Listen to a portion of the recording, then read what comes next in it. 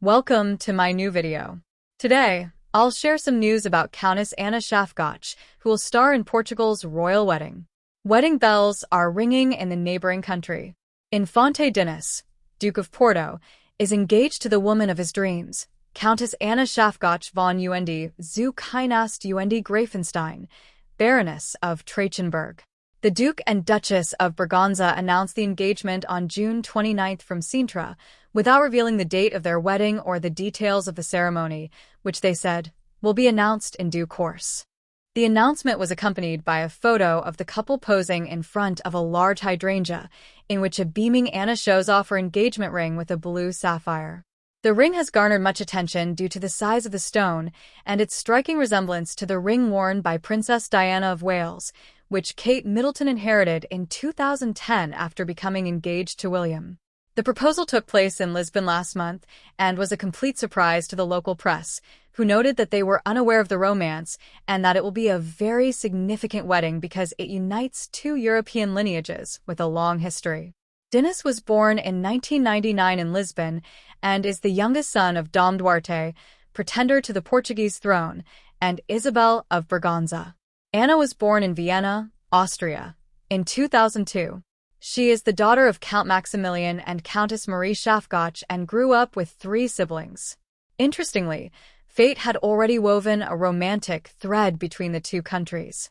The great-grandmother of the current Duke of Braganza was also an Austrian countess, Elisabeth de Dobrzyński von Dobrzyńsk, 1875 to 1951.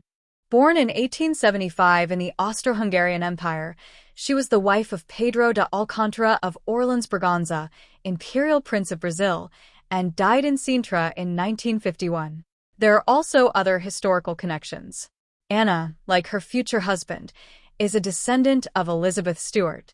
She was the daughter of James VI of Scotland and I of England, and was sovereign of Bohemia alongside her husband, Frederick V of the Palatinate, for only a year.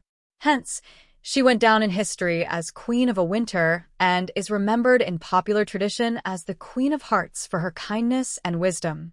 The future Duchess of Porto belongs to one of the powerful dynasties that served the Habsburgs and Prussia. Established in Silesia for centuries, the Schaffgotsch family was one of the most powerful and wealthy dynasties in the region until World War II. In former Prussia, they owned thousands of hectares of forest, as well as palaces, spas, and coal and zinc mines. But after the war, everything changed for the dynasty. With the Potsdam Agreement, Silesia came under Polish administration, and most of their properties were confiscated, including the castles of Kynast and Greifenstein, in what is now the Lower Silesia region. They lost much of their former wealth, but managed to preserve their legacy through other properties in Central Europe. Among them was Niederleis Castle in the Weinviertel region of Lower Austria, inherited by Anna Gräfin Schaffgotsch in 1928 and still owned by the Schaffgotsch family today. During the Russian occupation, 1945 to 1955, it was looted, but with the Austrian State Treaty in 1955, the family was able to recover the property, which was subsequently fully restored. In fact, in 1968, it was the main location for the filming of the movie Moos auf den Steinen, Moss on the Stones. The castle, originally built as a defensive fortification and surrounded by water, was renovated in the 16th century in the Renaissance style and now houses a museum with valuable works of art and antiques. Also noteworthy is the chapel with its impressive Spanish Baroque altarpiece, presided over by a 14th-century cross attributed to the school of Giotto, as well as the vast park with its romantic gardens that encircles the castle.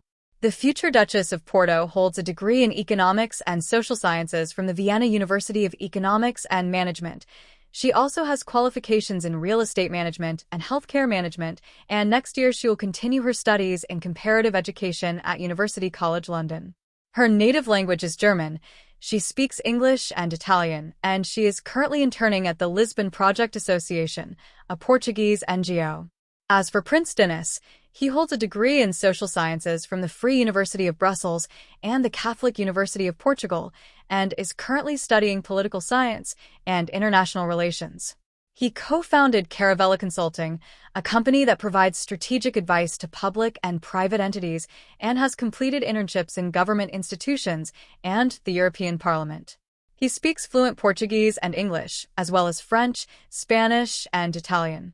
He has two brothers, the Infante Alfonso, Prince of Beira and heir to the leadership of the Portuguese royal house, and the Infanta Maria Francisca, Duchess of Coimbra, married to the lawyer Duarte de Souza Araujo Martins. The Braganza family ascended to the Portuguese throne in 1640 with King João IV, who restored independence. After the death of the last king, King Manuel II, 1889 to 1932, without issue, Duarte Nuno became the heir to the House of Braganza. Today, his son, Dom Duarte Pio, heads the dynasty and the Casa de Braganza Foundation, which manages the historical heritage, most notably the Ducal Palace of Vila Vicosa. I hope you enjoyed this video. I will be grateful for every like, comment, and especially subscription.